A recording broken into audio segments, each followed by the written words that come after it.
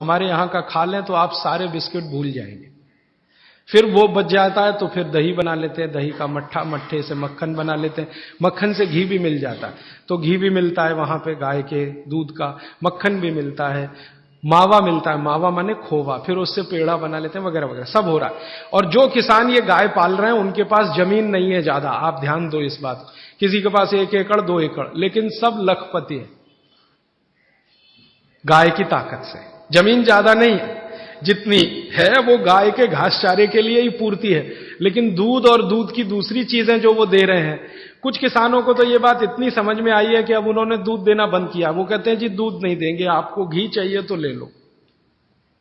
घी दे देंगे आपको शुद्ध गाय का, दूध नहीं देंगे। मैंने एक दिन पूछा भैया क्यों, तो उसने कहा ये जो दूध हम दे देते हैं तो हमारे पास कुछ नहीं बचता,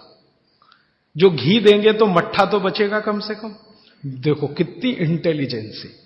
वो आदमी यूनिवर्सिटी में नहीं गया, एग्रो इकोनॉमिक्स उसने कभी नहीं पढ़ा, वो कह रहा है कि जो दूध दे दिया तो मेरे पास तो कुछ बचता नहीं है, मैं मट्ठा तो बचा सकता हूं अगर घी दूंगा आपको, मट्ठा मैं पीऊंगा, मेरे बच्चे पिएंगे, बचेगा तो गाय पिएगी, घी आप ले जाओ।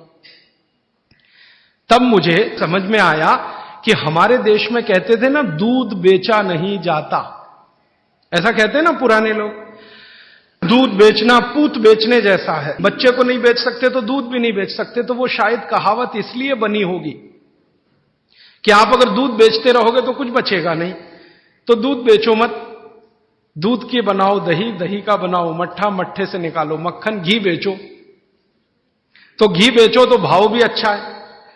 180 रुपए किलो तो हमारे यहां मिलता है, लेकिन वही घी बंबई जाता है तो 500 रुपए किलो बिक जाता है, बेंगलोर चला जाए तो 600 रुपए किलो भाव है, जर्मनी चले जाए तो 4000 रुपए किलो तक भाव मिल जाता है वही घी का।